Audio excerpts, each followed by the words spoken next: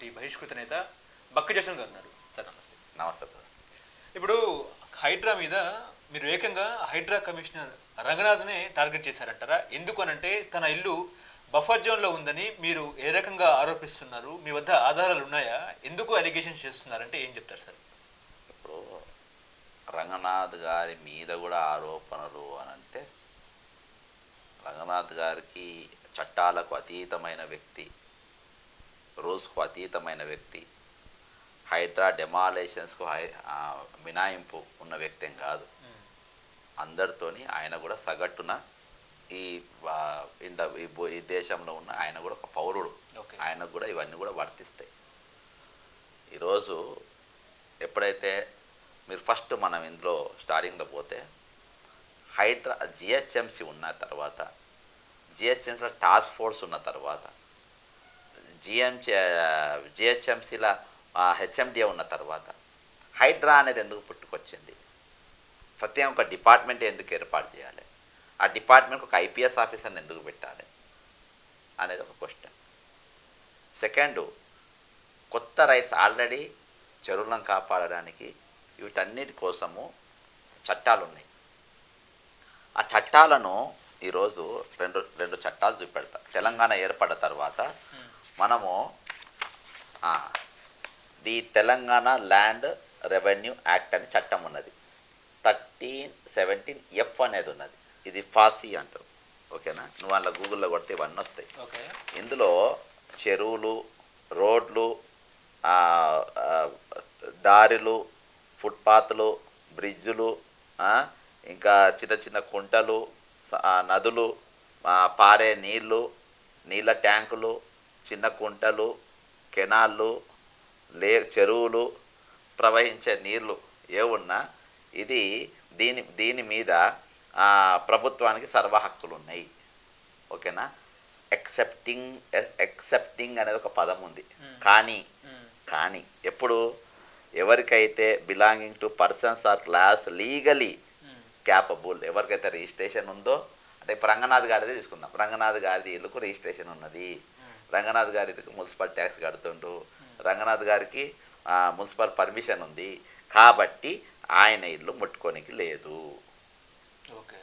ఇది ఇది రెవెన్యూ చట్టం, ఇరిగేషన్ చట్టం. ఇది తెలంగాణది, ఇది పాతది కాదు. Same the Telangana irrigation act 1357F అని ఉంటుంది. ఓకేనా? ఇందులో కూడా the patta for the bed land of tank shall not be granted patta of beds of, అదే వీటికి కూడా ఏమి ఇవ్వనికి లేదు. దీని మీద కూడా మేము తీసుకోవచ్చు. ఒకవేళ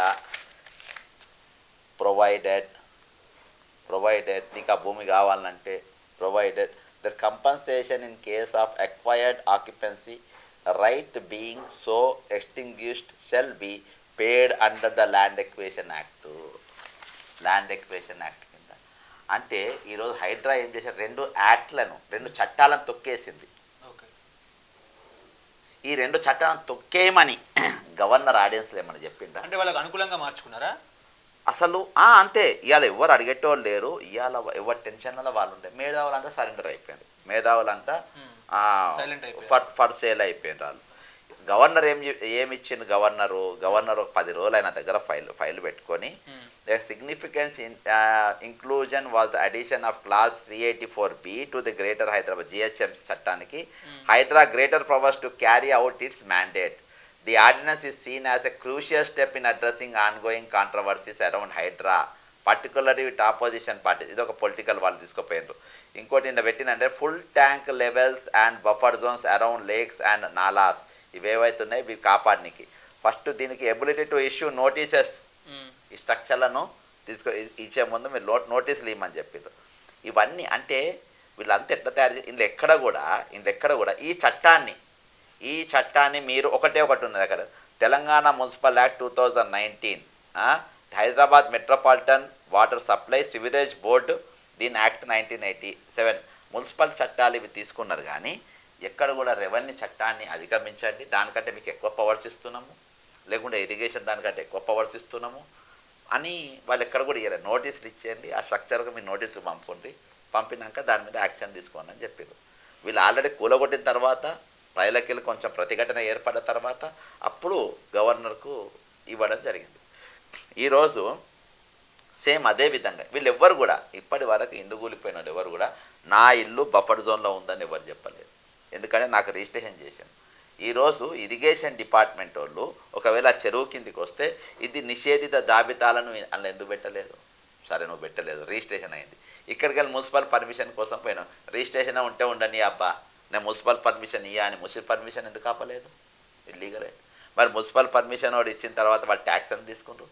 అక్కడికి రేరా దగ్గర పోయినాక మరి వాళ్ళెందుకు ఇవన్నీ రూల్స్ అండ్ రెగ్యులేషన్స్ బరాబర్ ఉన్నాయని చెప్పి వాళ్ళెందుకు పర్మిషన్ ఇచ్చారు? ఇవన్నీ చూసిన తర్వాత అన్నిటికన్నా పెద్ద టాస్క్ ఎక్కడంటే బ్యాంక్ వెళ్ళి లోన్ తీసుకున్నాడు. బ్యాంక్ వెళ్ళి లోన్ తీసుకునేటప్పుడు 40 సంతకాలు తీసుకుంటారు, 40 సిగ్నేచర్స్. అంటే నువ్వు చచ్చిపోయినా నీ దగ్గర ఉన్న భార్యనో పిల్లనో వాళ్ళ సొంత సంతకాలు పెట్టించుకుంటారు. ఒకవేళ ఈయన చచ్చిపోతే నువ్వు కట్టాలని, యజమాని చచ్చిపోతే నువ్వు కట్టాలని, లేకుంటే ప్రాపర్టీ గిరివి పెట్టుకొని అట్లా అన్ని సునామీ వచ్చి నువ్వు కట్టిన ఇల్లు కొట్టుకపోయినా నాకు అవసరం లేదు, నువ్వు నా లోను కట్టాలి అనేది 40 సంతకాలు పెట్టుకుంటారు. ఇవన్నీ అయిన తర్వాత ఇల్లీగల్ అని ఎవడు అనుకుంటాడు? ఇది ఇల్లీగల్ అని మీరు ఎట్లా ప్రూవ్ చేస్తారు హైడ్రా వాళ్ళు? ఇప్పుడు ఇది రంగనాథ్ గారు ఎట్లా ప్రూవ్ చేసుకుంటారు? ఇది బ్రదర్ ఇంకా ఇది ఉంది చూసినావా, ఇది యూసుఫ్ గూడ, ఇగో ఇది హుసేన్ సాగర్. ఇట్లకి వెళ్ళిపోతే ఇట్లా యూసుఫ్ గూడ రోడ్డుకు ఖైరతాబాద్ అంతా పోకుండా లోపడి పోతాం. యూసుఫ్ గూడ మెట్రోకి వెళ్ళి లెఫ్ట్ తీసుకుంటే ఇది ఉంటుంది. ఇది చెరువు, ఈ చెరువు. ఈ మ్యాప్ హెచ్ఎఫ్డిఎస్ చెరువులలో లేదు. ఎందుకు లేదు? జిహెచ్ఎంసీ దగ్గర డేటా లేదు. ఎందుకు లేదు? ఇరిగేషన్ డేటా లేదు. ఎందుకు లేదు? ఓకేనా? సరే, ఈ మ్యాపు ఫర్ ఎగ్జాంపుల్ పక్కన పెడదాం. ఇది బక్క జడ్సన్ గారు సొంతంగా డిజైన్ చేసి నా ఇల్లు కావాలన్న చెరువులు ఉందని ఇక్కడ పెట్టిండు అని మనం ఒక నిమిషం అనుకుందాం. అనుకుంటే ఈ మ్యాప్ ఎక్కడికి వెళ్ళి వచ్చింది? Published under the direction of Subbarao survey general of India, survey of India, Hathibarkala estate, post box number 37, Dehradun, Uttarakhand, department of science and technology, government of India. అక్కడ తయారైనది ఇది. అక్కడ ఇది 100 సంవత్సరాల కింద మ్యాప్. ఇది మీకు ఎప్పుడైతే ఇల్లు కూలుతుందో ఒక కడుపు కాలిన పెద్ద మనిషి ఈయన ఇంటికి సమీపంగా ఉన్నోడే, అంటే కొంచెం దూరం ఉంటాడు. ఆ చెరువులో ఈత కొట్టిన వాళ్ళు ఆడుకున్నారు. సార్ ఆ ఇల్లు కూడా చెరువులే, అంటే దాన్ని నాలా అంటారు. అక్కడికి వెళ్ళి పారేది సార్ వీళ్ళ ఇంటి పక్కన చెల్లె, అది కొట్టనికి లేదు సార్ అని చెప్పినాక అప్పుడు నేను ఇక ఎత్తుకులాట స్టార్ట్ చేసిన. మా వరంగల్కు సంబంధించిన ఇరిగేషన్ ఆఫీస్ అలుగు పలుగు నారా అంటారు, అలుగు పలుగు నాలా అంటారు. ఏది దాన్ని ఆనుకొనే ఈయన ఇల్లు ఉన్నది, రంగనాథ్ గారి ఇల్లు ఉన్నది.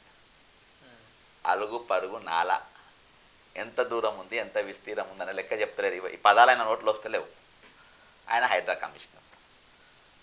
ఈరోజు ఆయన కూడా బాధితుల జాబితాలో వచ్చేసిండు. ఈ చెరువు ఉందని నీ దగ్గర డేటా లేనప్పుడు నువ్వు 44 సంవత్సరాల క్రితం మా నాయన ఇల్లు కట్టినవని నువ్వు చెప్పినావు. నువ్వు చెప్పినప్పుడు 44 సంవత్సరాల కింద మీ నాయన ఇల్లు కట్టిండు అని నువ్వు చెప్పినప్పుడు నువ్వు ఆ చెరువు చూసే ఉండాలి కదా, నువ్వు చూసుకుంటేనే పెరగాలి కదా. మార్పు అనేది ప్రక్షాళన అనేది నీ ఇంటికెళ్ళి స్టార్ట్ కావాలి కదా. ఇంకోటి ఒప్పుకుందాం, నా ఇల్లు కిలోమీటర్ దూరంలో ఉంది అని ఒక నిమిషం ఓకే, నీ ఇల్లు కిలోమీటర్ దూరం నీకు నోటీస్ వర్తించది. మరి మీటర్ దూరం ఉన్నోనికి ఇచ్చినావా నువ్వు నోటీస్? 5 మీటర్ల లోపు ఇచ్చినావా, 10 మీటర్ల లోపు ఇచ్చినావా? వాళ్ళందరికీ ఎందుకు ఇవ్వాలి? ఈరోజు ఎవరి పేర్ల మీద కూడా ఈరోజు దాని చరిత్ర కూడా కృష్ణకాంత్ పార్క్ చరిత్ర ఏంటంటే అది దేనికి చిహ్నం అంటే తాజ్మహల్ షాజహాన్ ప్రేమకు చిహ్నం అయితే ఇది ఎన్నుపోటుకు చిహ్నం. ఎట్లా అంటే కృష్ణకాంత్ అన్నట్టు ఆయన తెలంగాణ పుట్టినోడు కాదు, ఉమ్మడి ఆంధ్రప్రదేశ్కు చెందినటువంటి వ్యక్తి కాదు. మరి ఆయన పేరు ఎందుకు పెట్టిండ్రు? ఆయన ఏమో చాచా నెహ్రూరా, మహాత్మా గాంధీ, జ్యోతిరావు పూలేనా? ఎవరైనా పెట్టిండ్రు?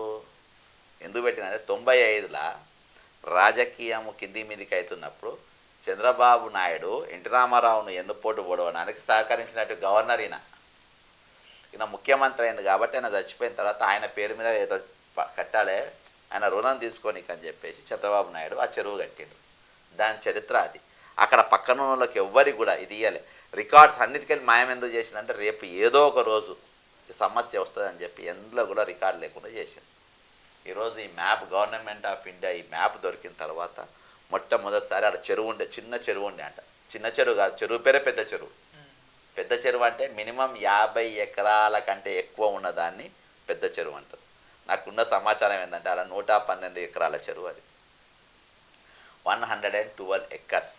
అక్కడ కొంతమంది ఇంకోటి చెప్తా అన్ని నేను మాట్లాడినే వాటి కౌంటర్ మాట్లాడుతున్నాను, కొత్తగా ఏమో చెప్తలేడు ఆయన. ఆయన ఏం చెప్తుందంటే నేను ఆ టెంపుల్ను చూపెట్టిన అక్కడ మైసమ్మ చెరువు టెంపుల్ను. మైసమ్మ చెరువు నేను చెప్పిన డైలాగ్ చెప్తుండు. మైసమ్మ చెరువు టెంపుల్ ఆడు ఉన్నది ఎప్పుడు ఉన్నది, అలుగు పలుగు నాల ఎక్కడైతే ఉన్నదో అక్కడికి వెళ్ళి వీళ్ళందరూ చెరువు నింపుకుంటా ప్లాట్ అమ్ముకుంటూ వచ్చిండ్రు. ఎంత గజానికి 10 రూపాయలు 20 రూపాయలకు అమ్ముకుంటూ ఇక్కడ దాకా వచ్చేటప్పుడు పి జనార్దన్ రెడ్డి గారు ఎమ్మెల్యే అయ్యారు. అయినాక ఈ చెరువు పెద్ద చెరువు ఉన్నది, దీన్ని కాపాడుకోవాలని ఆయన ఒక టెంపుల్ కట్టేసి ఇది గట్టి అని చెప్పి నిర్ణయం చేసిండ్రు. ఇరిగేషన్ అధికారులను పిలిపి అందరిని పిలిచి అది ఇది గట్టు ఇది అని చెప్పేసి అలా గట్టి వేసేసి పెట్టేసారు. పెట్టి దాన్ని నేను చూపెడుతుండ్రు. దాన్ని నేను చూపించిన, నువ్వు చూపించుడు కాదు. అక్కడికైనా 5 కిలోమీటర్ దూరం అని అంటారు. మళ్ళా వీళ్ళ ఇల్లు ఉన్నాయి కదా, ఇప్పుడు కూడా మీరు సిమెంట్ మీరు కెమెరా తీసుకొని పోండి, వీళ్ళ ఇంటికి వెళ్ళి పక్కన సందు కరెక్ట్ ఒక 10 అడుగుల దూరంలో 10-20 అడుగుల దూరంలో నాలా ఉంటుంది, పెద్ద నాల. దానిపైన సిమెంట్ బిల్లలు పరిచుండేది. దాని కింద నాలా ఉందని కొత్తోడే వాడు గుర్తుపట్టాడు. ఆ నాల అక్కడికి వెళ్ళి వచ్చింది. మరి ఏంది ఇదంతా? ఇప్పుడు చివరిగా మీరు ఏమంటారు, రంగనాథ్ ఇల్లు కూల్చాలని మీరు అనుకుంటున్నారా? బ్రదర్ కూల్చకుంటే రక్షణ ఇచ్చిన కదా. ఇప్పుడు రంగనాథ్ అసొంటోడు లేకుంటే రేవంత్ రెడ్డి అసొంటి మూర్ఖుడు చట్టాలపైన అవగాహన లేనోడు వస్తారు కాబట్టి మేధావులు 2 పదాలు పెట్టిండ్రు. ఏది ఎక్సెప్షన్స్ అండ్ ప్రొవైడెడ్. ఈ 2 పదాలు చదివితే ఇలా కూలేటి కాదు. వీళ్ళిద్దరు బాలశిక్ష బడికి పోవాలి. ఏది ప్రైమరీ స్కూల్కి పోయి ఈ 2 పదాలు ఇది నేర్చుకోవాలి. ఇసొంటోడు వస్తారని 2 చట్టాలు రాసి పెట్టిండ్రు. ఇవాళ వీళ్ళు 4 డిపార్ట్మెంట్ను ఓవర్టేక్ చేసిండ్రు. ఒకటి మున్సిపల్ డిపార్ట్మెంట్, సెకండ్ పంచాయతీరాజ్ చట్టాన్ని, 3వది రెవెన్యూ చట్టాన్ని, 4వది ఇరిగేషన్ చట్టాన్ని. ఈ చట్టాలన్నింటినీ ఉల్లంఘించి ఇది కంటెంప్ట్ ఆఫ్ యాక్ట్స్. ఇది కంటెంప్ట్ ఆఫ్ యాక్ట్స్. ఇవి చట్టాలన్నింటినీ ఉల్లంఘించిన హైడ్రా. ఇది ఒక మాఫియా, ఒక ఇద్దరు వ్యక్తిగతంగా చేసినటువంటి ఒక ప్రోగ్రామ్ ఇది. దీన్ని ఏమన్నారు, ఈ డెమాలిషన్ ఏమన్నారు, ఒక ఫేక్ ఎన్కౌంటర్ అంటారు. ఫేక్ డెమాలిషన్ అంటే ఫేక్ ఎన్కౌంటర్. ఇది this is nothing but the fake encounter. చట్టానికి వ్యతిరేకంగా నడిచేదే కదా ఎన్కౌంటర్ అనేది. చట్టానికి వ్యతిరేకంగా ఇల్లు కూడా డెమాలిషన్ చాలా డేంజర్. ఒక స్ట్రక్చర్, ఒక ఇల్లు, ఒక కళ, ఒక మనిషి ఒక ఇల్లు అంటే జీవితం కళ. హైదరాబాద్లో వచ్చినప్పుడు నాకు హైదరాబాద్లో ఒక ఇల్లు ఉండాలి. నేను హైదరాబాద్కి వచ్చినప్పుడు స్టార్టింగ్నే అనుకున్నాను, నాకు హైదరాబాద్లో ఒక ఫ్లాట్ పచ్చడో ఏదో తింటా, 650 SFT. ఆ రోజుకెళ్ళి ఈ రోజు వరకు ఇందులోనే ఉంటున్నాం. అది నాకు ఒక కళ, చిన్న రూమ్ అయినా పర్వాలేదు, సొంతది ఉండాలి, ఒక టైం తింటాం తినకుండా ఉండాలి. అదే ప్రతి ఒక్కరు ఆ కళను, ఆ కనుక్కున్న కళను, ఆ స్ట్రక్చర్ను, వాళ్ళ డ్రీమ్ను కూలగొట్టేసినాం. ఈరోజు ఎట్లా పెట్టుకుంది తెలుసా, ఆయన దాకా వచ్చేటరకు ఏసీబీలో రెడ్ హ్యాండ్ దొరికినప్పుడు ఇటు నిలబడతారు చూసినాం, ముందు బాటలు పెట్టి అట్లా నిలబడి మాట్లాడుతున్నారు రంగనాథ్ గారు. నా ఇల్లు బఫర్ జోన్లో లేదు, నా ఇల్లే లెఫ్ట్లో లేదు. నాగార్జున చెప్పిన నా ఇల్లు బఫర్ జోన్ ఉందని, అక్కడ బాధితులు చెప్పిన నా ఇల్లు బఫర్ జోన్ ఉందని. ఒక పెద్ద మనిషి 3 రోజుల కిందనే ఇల్లు కట్టుకున్నాడు, ఆయన చిన్న బొట్టు పెట్టుకున్నాడు, ఆయన చెప్పిండ నా ఇల్లు బఫర్ జోన్లు ఉందని. ఈరోజు కూలిపోయిన ఇంటికి ఈఎంఐలు కడుతుండ్రు, వాళ్ళు చెప్పిండ్రు బఫర్ జోన్లు ఉందని. ఓ 2 నిమిషాల మిషన్లు తీసుకపోయి కూలగొట్టినావు, ఇంటికి పోయి అని బాగా అడిచిపోయినా అని మీ ఇంట్లో అంటారు. ఇవాళ ఎన్ని ఇండ్లు కూలగొట్టిండ్రండి, 1000 ఇండ్లు కూలగొట్టినా అని విజయ గర్వంగా చెప్పుకుంటావు. నీ ఇంటి దాకా వచ్చేటవరకు నీకు ఇల్లు ఒకటే ఉన్నాను నేను అంటలేను, నీకు చాలా ఆస్తిపాస్తులు ఉన్నాయి, తర్వాత తీస్తాను నేను అంత చిట్టా. నువ్వు నన్ను గెలికినా కొద్దీ నేను కూడా ఎంత తీయాలనో తీస్తా. ఎందుకే రంగనాథ్ని టార్గెట్ చేస్తున్నారు, ఎందుకు స్కెచ్ చేస్తున్నారు రంగనాథ్ మీద? ఏకంగా ఆయన ఐపీఎస్ ఆఫీసర్. ఆయన చట్టానికి అతీతం, ఆయన ఏమన్నా శక్తిమంతుడా? అరే బ్రదర్, నేను కాంప్రమైజ్ అయ్యి కమిషనర్ కదండి ఆయన. అది కమిషనర్ అయితే ఏంటి బ్రదరు, అంటే కమిషనర్ చట్టాలు వర్తించాలి. చట్టం ఉందా? అది కమిషనర్ అంటే చట్టంలో ఏమైనా ఉందా ఆయన కాదని? బ్రదర్ ఒక సింపుల్ లాజిక్ చెప్తా.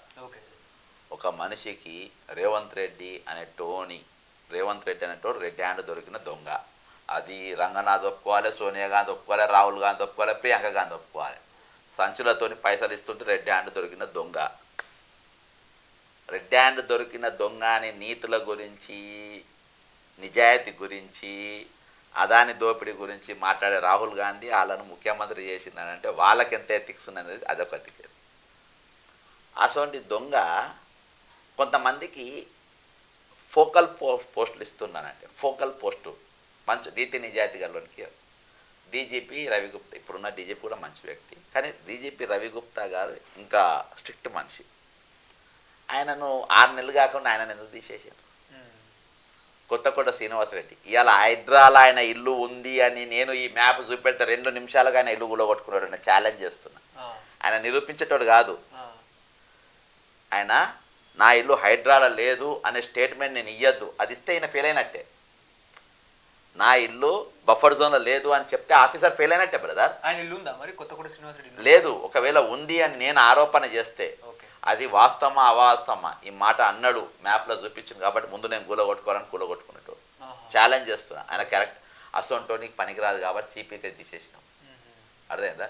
నీకు ఎసొంటోళ్ళు కావాలి, ఇసొంటోళ్ళు కావాలి. ఇసొంటోళ్ళకి మంచి పోస్టింగ్ ఇచ్చినంటే వీళ్ళు హానెస్ట్ ఆఫీసర్స్ కాదు అని అర్థం. బ్రదర్, పోయిన గవర్నమెంటు సివి ఆనందం పెట్టుకుంటుంది, ఈ గవర్నమెంటు సివి ఆనంద్ ఎట్లా? పోనీ వీళ్ళందరూ కలిసి ఏమన్నా గొప్ప ఇయాటి వరకు రంగనాథ్ గారు ఒక కేసు డీల్ చేసి ఈయనది ఇద్దరు కామన్, ఇద్దరికి సివి ఆనంద్కు రంగనాథ్ గారికి ఇద్దరు కామన్. అంటే ఇద్దరు ఆయేష మీరు ఆ కేసు డీల్ చేసిండ్రు విజయవాడలో 15 ఏళ్ళ కింద జరిగిన మర్డర్ కేసులో. ఇయాటి వరకు అమ్మాయికి న్యాయమే జరగలే. వీళ్ళు ఎవరైతే అరెస్ట్ చేసి జైలుకు పోయిండో వాడు అమాయకుడు అనేది కోర్టు తీర్పిచ్చి బయటికి పంపారు. మరి దోష ఎవడు ఇవాళ దాకా? Who is that VIP? అదే అంట. అంటే వీళ్ళ పూర్వ చరిత్ర, వీళ్ళు డ్యూటీలు చేసిన చరిత్ర ఇది అన్నట్టు. అందుకనే ఇవాళ వీళ్ళ పైన పూర్తి నమ్మకం, పూర్తి విశ్వాసము సుధీర్ బాబు గారి మీద, వీళ్ళ మీద పూర్తి విశ్వాసం ఉంది కాబట్టి వీళ్ళకు ఫోకల్ పోస్ట్ ఇచ్చాం.